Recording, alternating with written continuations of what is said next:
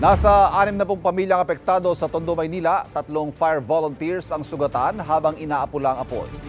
Live mula sa Maynila, may unang balita si EJ Gomez. EJ. Ivan, pasado alas 10 ng gabi nang sumiklab ang sunog at tumupok sa hindi bababa sa 20 bahay dito sa panulukan ng Juan Luna at Coral Street na sakop ng Barangay 58, Tondo, Maynila. Nerbiyos at takot daw ang naramdaman ng mga residente ng Barangay 58, Tondo, Maynila nang sumiklab ang sunog kagabi. May nagpuputukan pang mga linya ng kuryente noong kasagsagan ng sunog. Niliyab na siya dito, as in liyab na liyab siya. Makikita mo talaga yung liwanag dito pa lang po kami paglabas. Then kaya nataranta na talaga kami lahat dito. Lalo na yung mga kaibigan namin dyan, yung mga kakilala namin dyan.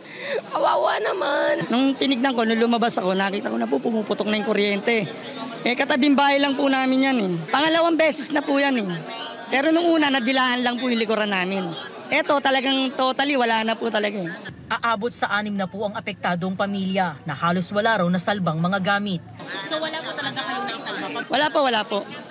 Sarili, ito lang po isot. Wala na po iba.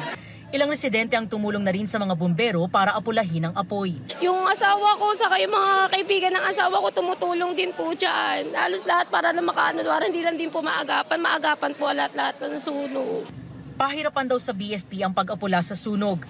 Karamihan kasi ng mga kabahayan sa lugar ay gawa sa light materials kaya mabilis na kumalat ang apoy. Dahil nga doon sa makitid ng kalsada, iskinita, yung mga truck natin hindi makapasok. So yung water supply medyo napuputol. Mahigit 40 fire trucks ang rumisponde sa sunog na umabot sa second alarm.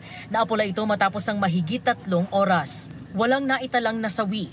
3 fire volunteers ang nagtamo ng injuries, kabilang ang isa na natusok ng pako noong kasagsagan ng sunog.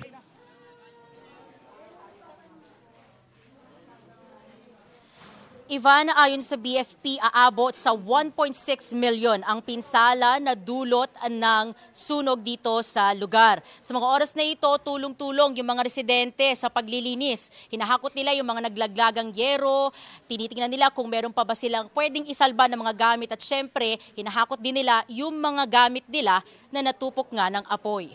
At yan ang unang balita mula rito sa Tondo, Maynila.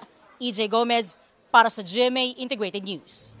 Kapuso, para laging una ka sa mga balita, bisitahin at mag-subscribe sa GMA Integrated News sa YouTube. Sa mga kapuso abroad, samahan nyo kami sa GMA Pinoy TV at sa www.gmanews.tv.